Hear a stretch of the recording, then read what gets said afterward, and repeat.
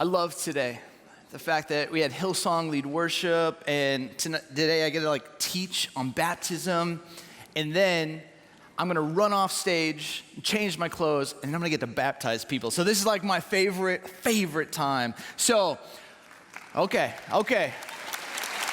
Yeah. So there's this story in the book of Acts. Paul, he shows up to the temple. He's there to worship, when all of a sudden someone spots him. They're like, oh, it's this guy. I know this guy. And these people begin to come around Paul, and they start this riot. They grab Paul, they seize him, they begin to drag him outside the temple. They close the temple gates, shut down worship, and all of a sudden begin to start pummeling him, punching and kicking. Now the Jewish people are living under Roman occupation.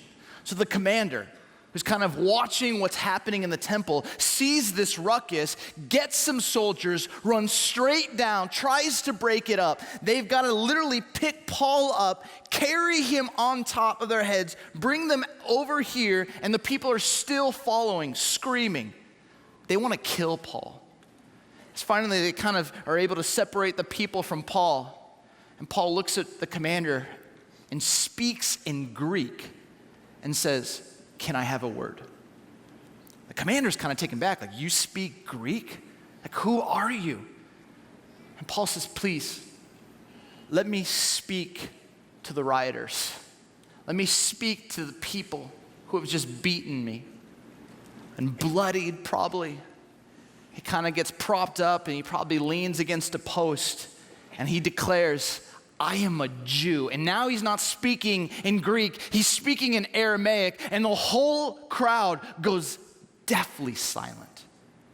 "I'm a Jew. I'm from Tarsus. And I studied under the greatest rabbi, Gamaliel. And you can go and you can ask the chief priest who I am. Because I gave the okay, the authority to kill Stephen."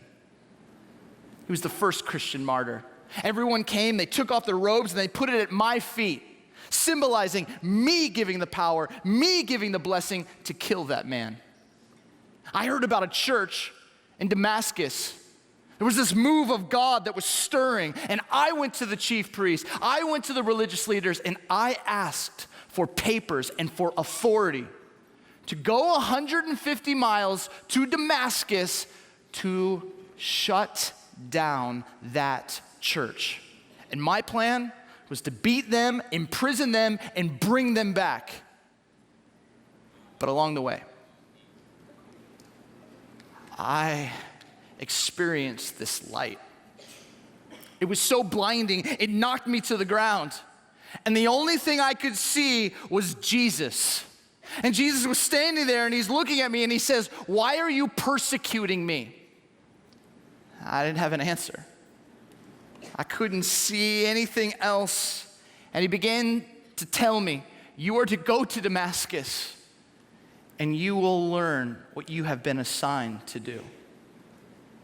Well, the guards that were with me, they helped me to my feet. I could not see, I was blind. They led me to this house in downtown Damascus, and for 3 days I did not eat, I did not drink, I just laid on the ground and I was replaying everything that I had done. I was replaying the words of Jesus, "Why are you persecuting me?" I kept replaying it over and over and over again. When on that third day, I heard the sounds of feet coming towards me. And then I felt the hands on my shoulders when I heard the words, "Brother, receive your sight." Whatever was blocking me from being able to see began to fade away, and I looked up and I saw a man by the name of Ananias. And he told me that God was gonna use me, even me. That God was gonna use me in mighty and powerful ways. But to be honest, I laid here and I didn't believe it. And then he said these words. Acts 22:16, Ananias has just proclaimed, prophesied, spoken words of truth over Paul. He's laying there on the ground, and Ananias says, What are you waiting for? Get up, be baptized, have your sins washed by calling on the name of the Lord. I love this. Because you have Paul just sitting there, and then you have this voice of truth walking up to him and simply saying, what are you waiting for? For almost 20 years, whether as a youth pastor, whether working in a nonprofit, whether speaking at camps, whether traveling and speaking at different churches, whether planting a church, or whether even just being here on staff, I've sat and listened and heard from people about why they choose to wait to be baptized. And in these conversations, there is this moment, this Ananias moment that comes over me, and I simply just want to say, what are you waiting for? Get up, be baptized, have your sins washed away by calling on the name of the Lord. And so today, what I want to do is I want to give you 5 reasons people wait to be baptized. What I've heard from you all about why you wait to go public with your faith. The first reason people wait to be baptized is my past. Steve, you don't understand what I've seen. You don't understand what I've done. You don't understand what I did in high school and what I did in my first marriage and what I did in my company. You don't understand. And sometimes I sit there and I don't fully understand. But I sit and I listen. And then there comes a moment where I simply say, have you murdered anyone? No. Are you filled with so much pride and arrogance that you wanted to go terrorize another religion? No. Because that's who Paul was. And God got a hold of his life, transformed him, changed the trajectory of his life. His past was more messy than yours, and God still used him. What could God do with you? Many of you know I have a daughter. She runs our house. When she was 3, she came up from the basement with her close friend, and they were covered in glitter from head to toe. It's as if they got into a fight with Tinkerbell and got destroyed. We took them upstairs, we just bathed them, baptized them, we tried to wash everything away, and glitter was everywhere. After the bath, I just decided to go down to the basement. I took Mercy with me. I wanted her to show me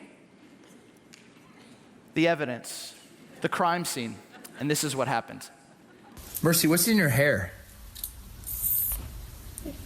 Sparkles. What's on the ground? Sparkles.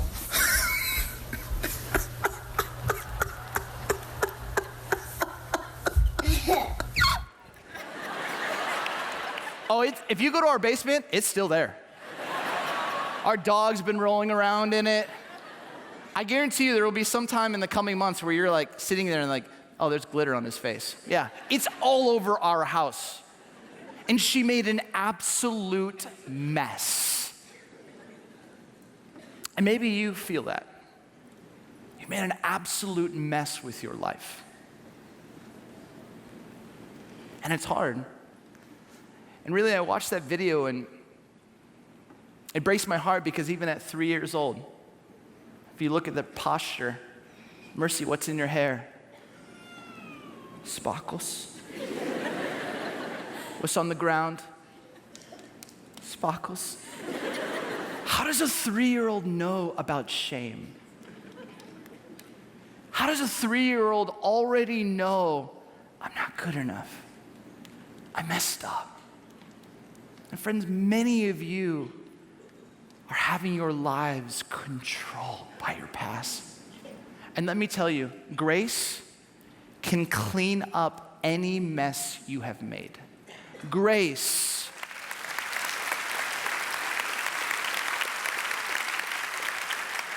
Grace will do wonders in your life if you start to receive it. And this is what Ananias wanted Paul to see. What are you waiting for? Don't let the past win anymore. Get up. Be baptized. Have all of that glitter washed away. All of your sins washed away by calling on the name of the Lord. The second reason people wait to be baptized. Steve, I just don't know enough. But what they're really saying underneath that is, you know what?